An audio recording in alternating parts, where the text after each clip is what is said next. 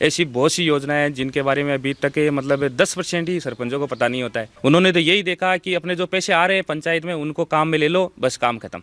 Corona आपदा के बाद राजस्थान में बच गए पंचायत चुनावों का बिगुल बच चुका है। तो हमारे साथ है सामी ग्राम पंचायत से चुनाव मैदान के अंदर नरेंद्र सिंह। नरेंद्र जी, आप चुनाव लड़ रहे हैं सामी ग्राम पंचायत से। मुझे सबसे पहले ये बताइए कि आपको गांव वाले वोट क्यों दें?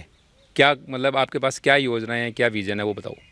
एक तो मेरे को इससे पंचायती राज में 13 साल का अनुभव है। दूसरी, मैंने 13 साल तक इन पंचायतों में ही काम किया है और मैंने ये 13 साल में ये देखा है कि इन कौन से सरपंच क्या काम करा सकता है, क्या नहीं करा सकता। ऐसे काम बहुत है जो सरपंच करा ही नहीं सकते। काफ़ी लोग सरपंच खड़े हो जाते हैं उस टाइम। तो फिर ये क्या करते हैं कि इनका नॉलेज ही नहीं होता है क्या कराना है, क्या योजना है, क्या नहीं है। ये भाग दौड़ कर ही नहीं सकते। मेरे को ये एक मतलब बारीकी से पता है कि पंचायतों में क्या होना चाहिए, किन किन मतलब अपने किस किस कार्य पर अपने जनता को लाभ दे सकते हैं, किस कार्य पर अपने ज़्यादा से ज़्यादा फ़ायदा ले सकते हैं।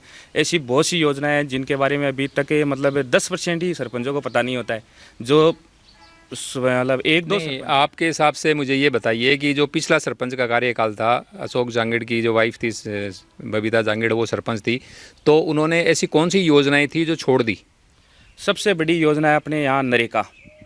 2 योजना ऐसी है जिनमें पैसा सरकार का आता है, वो चाहे सरपंच कहीं भी खर्च करे कर सकता है। लेकिन उसके अलावा एक नरेगा ऐसी योजना है, बहुत पैसा है उसमें। उसके अंतर्गत केटल सेट, गरीबों के लिए जैसे केटल सेट, टांका निर्माण। पानी की समस्या अपने सबसे ज़्यादा है राजस्थान में। तो पानी की समस्या के लिए टांके निर्माण इतने हो सकते थे, हर खेत में टांका निर्माण हो सकता। लेकिन हमारे गाँव में, हमारी पंचायत में मेरे ख्याल से एक भी टांका नहीं बनाया गया इनके द्वारा।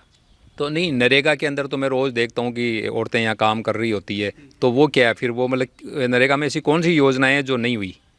नरेगा में केवल एक तलाई खोदना ही काम नहीं है। इसके अलावा ग्रेवल रोड जैसे आवाजाही के लिए ऐसे बहुत से रास्ते हैं जिनकी इतनी ख़राब स्थिति है कि लोग आ जा नहीं सकते। दूसरे जो टांका निर्माण है, तो हमारे गांव में, अपने गांव में तो एक भी टांका, एक भी केटल सेट, किसी के भी मेड़बंदी, तो किसानों के लिए मेड़बंदी की योजना है, लेकिन मेड़बंदी की एक भी किसान के मेड़बंदी नहीं हुई है। आप चाहे कहीं भी जाके देख लो अपनी पंचायत में। अलावा मेरे पास जैसे और पंचायतें हैं, उनमें अभी भी काम चल रहा है। मतलब लॉकडाउन के बाद में लगातार कंटिन्यू काम चल रहा है। सब जगह हैं, टांके निर्माण हो रहे हैं, केटल सेट हो रहे हैं, लेकिन अपनी पंचायत में ऐसा कोई कार्य नहीं हुआ है। तो आप यदि सरपंच, यदि जनता आपको वोट देती है और जिताती है, तो आपकी सबसे पहले प्राथमिकताएं क्या होगी? किन कामों की प्राथमिकताएं होगी? जैसे अपने सबसे बड़ी समस्या है, अपने गांव में देखें तो गंदे पानी की निकासी नहीं है। दूसरी, इनके लिए खेतों में टांका निर्माण। पानी की समस्या इतनी है कि धीरे धीरे जल स्तर नीचे जा रहा है, तो पानी की समस्या है। अपने गांव में शेषम और सामी 2 गांव ऐसे हैं जिनमें बिल्कुल ही पानी नहीं है पीने के लिए, तो उनके लिए पानी टांका निर्माण कराएं या बांध बनाएं जिससे अपन पानी रोक सके ज़्यादा से ज़्यादा। दोनों गाँव हैं, मतलब ये दोनों पहाड़ी एरिया के गाँव हैं। लेकिन अपने में जल शक्ति योजना आई थी, वो नहीं आई। उससे पहले वाटर शेड की योजना थी, जो वो भी नहीं आई। ऐसी योजना बहुत है जो सरपंच मतलब करा ही नहीं सकते। उनके लिए क्या बहुत ज़्यादा मेहनत करनी पड़ती है, भाग दौड़ करनी पड़ती है, लाइजन रखना पड़ता है, उससे वो योजना आती है। लेकिन उन्होंने ऐसी योजना के लिए कभी कोई ध्यान ही नहीं दिया। उन्होंने तो यही देखा कि अपने जो पैसे आ रहे हैं पंचायत में उनको काम में ले लो, बस काम खत्म। यही काम है कि अपने दोनों योजना के जैसे पैसे आ गए, उनका पैसे ले लो, ब्लॉक लगा दो, ये करा दो, नाली बना दो, ज़्यादा से ज़्यादा। इससे अलावा कोई काम करा नहीं सकते। मतलब इनका ऐसा है कि ये नहीं कहते कि अपन ये नई योजना लाएँ, वो काम ये नहीं करा रहे हैं। गांव में ना कई अनुसूचित जाति के जो लोग हैं, उनके पास में अभी भी पक्के मकान नहीं है, तो क्या ये इस तरह की कोई पंचायत योजना बना करके उनके लिए मकानों की व्यवस्था करवा सकती है? प्रधानमंत्री आवास योजना के अंतर्गत बहुत ऐसी योजनाएं हैं जिसमें लोगों को 1.5 लाख से रुपए मिल रहे हैं।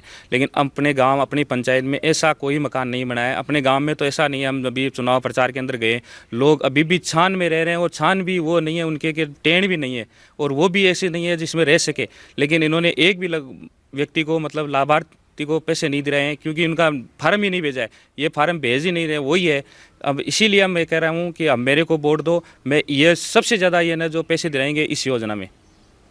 मतलब आपका कहना है कि अनुसूचित जाति के लोगों के लिए प्रधानमंत्री ने योजना बना रखी है मकान बनाने के लिए, बावजूद गांव के अंदर अभी भी अनुसूचित जाति के लोग छप्परों के अंदर रहने के लिए मजबूर हैं। तो नरेंद्र सिंह का कहना है कि यदि ये चुनाव जीतते हैं तो सबसे पहले उन अनुसूचित जाति के जो गरीब लोग हैं उनके लिए मकान बनवाएंगे। तो ये थे नरेंद्र सिंह। इनका कहना है कि सिर्फ नालियाँ बनाना या छोटी मोटी जो ये ब्लॉक की सड़कें हैं ये बनाना ही पंचायत के सरपंच का काम नहीं होता। इसकी बहुत सारी ऐसी योजनाएं होती है जो जागरूक सरपंच ही ला सकता है, जिसको इन योजनाओं के बारे में मालूम हो। और आपका कहना है कि मैं सबसे पहले यदि सरपंच बना तो जो पानी की व्यवस्था है उसके ऊपर सबसे ज़्यादा ध्यान दूंगा। हर खेत के अंदर और हर घर के अंदर पानी की टंकियाँ बनवाऊंगा। धन्यवाद।